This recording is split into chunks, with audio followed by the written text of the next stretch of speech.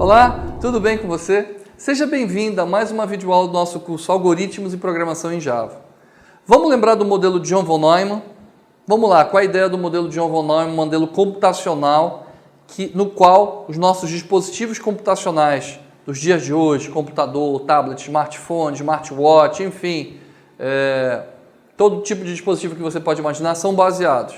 Basicamente, entrada, processamento, com acesso à memória e saída.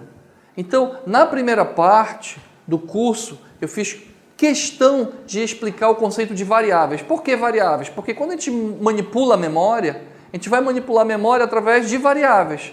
E aí nós criamos identificadores para essas variáveis, definimos o tipo que nós vimos, os tipos que nós temos, tipo inteiro, tipo real, tipo caractere, tipo lógico.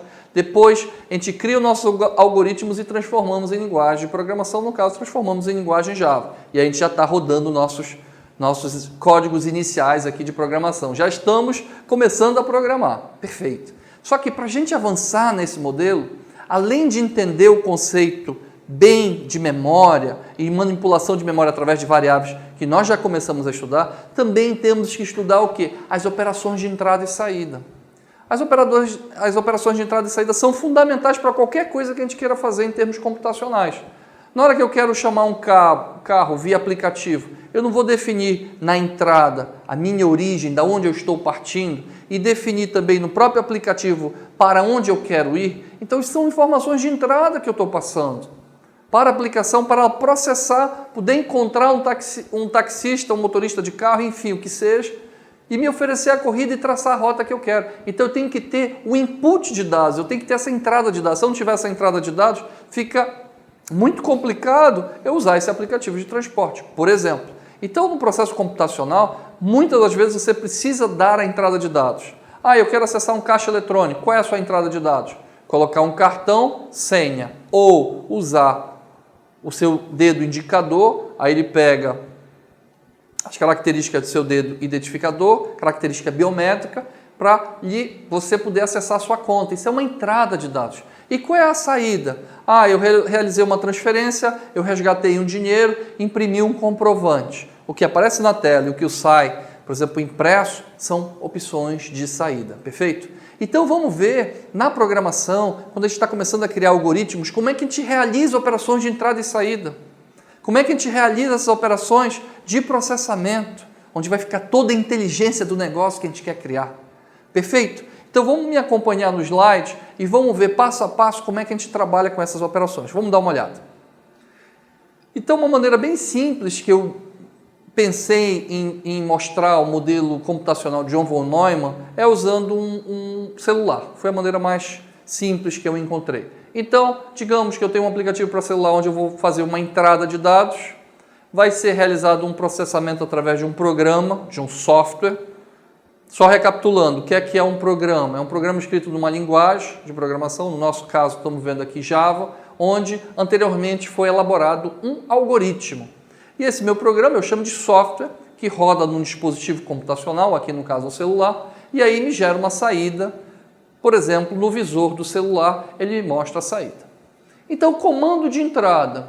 Os algoritmos precisam ser alimentados com dados para efetuar as operações e cálculos que são necessários a fim de alcançar o resultado desejado.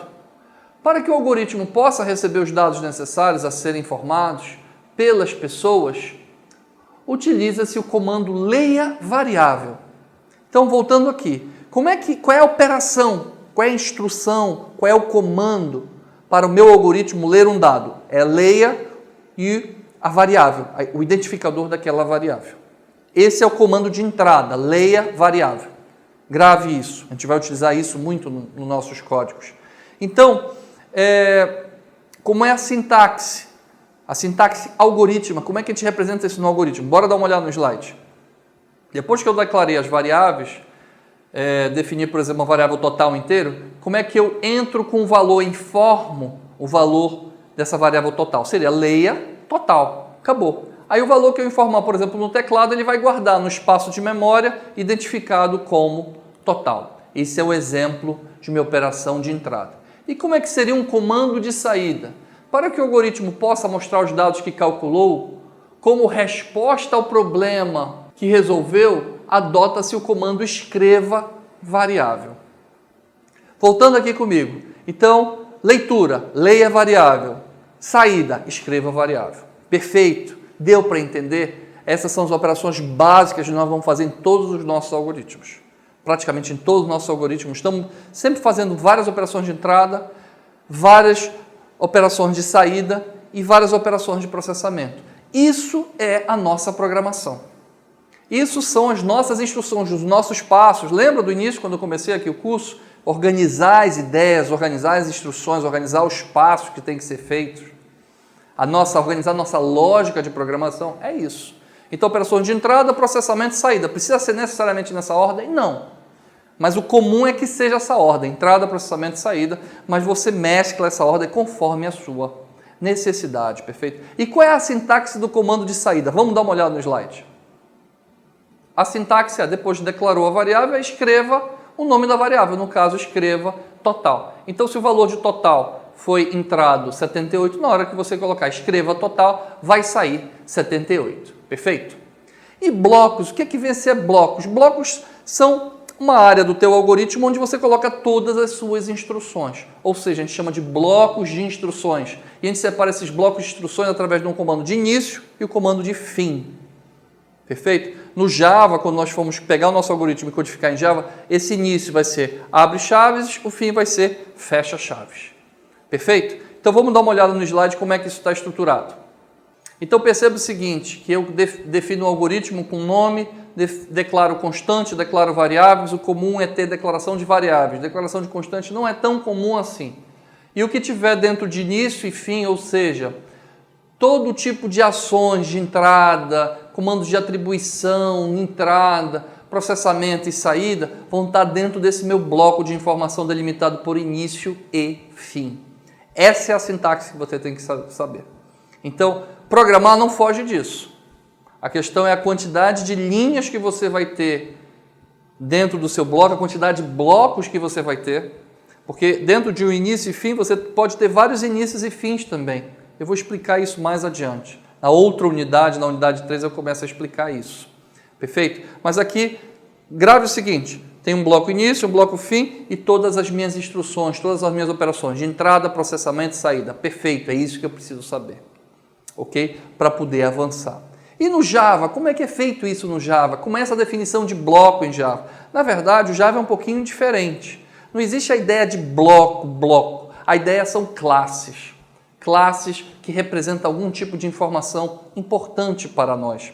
E nessas classes eu faço delimitação de variáveis, eu faço delimitação de métodos, delimitação de atributos. Isso não é o foco do nosso curso. Isso a gente vê já no curso de Java, específico de Java, a gente estuda esses conceitos. Aqui, no primeiro momento, a gente não vai precisar utilizar esses conceitos, não vai precisar aprender isso. O que a gente tem que saber, e eu queria que você desse uma olhada no slide, é como é que é a estrutura de um bloco em Java. Basicamente, eu tenho a definição da classe, com o nome dela, eu tenho a definição do método principal, o método main, e tudo que é delimitado por comandos, instruções, eu tenho abre chave e fecha chave, que seriam meus blocos de início e fim. É assim que o Java trabalha com esse conceito de bloco, início e fim. É abre e fecha chave. Perfeito? Eu espero que tenha ficado claro essa ideia de bloco em Java. Bem, você deve estar se perguntando, como é que eu faço essas operações de entrada e saída em Java? Bem, a operação de entrada ela não é tão trivial como deveria ser numa linguagem tão poderosa como o Java. Mas, basicamente, você precisa definir duas linhas para trabalhar com entrada de dados. Sendo que na saída de dados você só precisa de uma linha. Então, a saída de dados, usando o método println, ela é muito simples, muito fácil. Basicamente, você precisa digitar o comando system out println. No primeiro momento pode parecer difícil, mas a gente vai fazer tantas vezes de forma tão repetida que isso aí vai estar tranquilo para você. Rapidamente você vai aprender. System out println, sendo que o system é S maiúsculo. System.out.println, o nome da variável.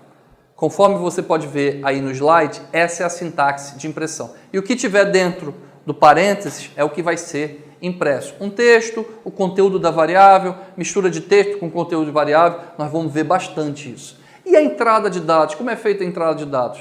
Basicamente, a entrada de dados nós utilizamos duas linhas de código. A linha de código scanner, SCN igual, esse SCN pode ser qualquer nome, eu coloquei SCN para reduzir o nome de scanner, pode ser qualquer nome que você queira. New Scanner System In. System In representa o quê? Entrada de dados do Java.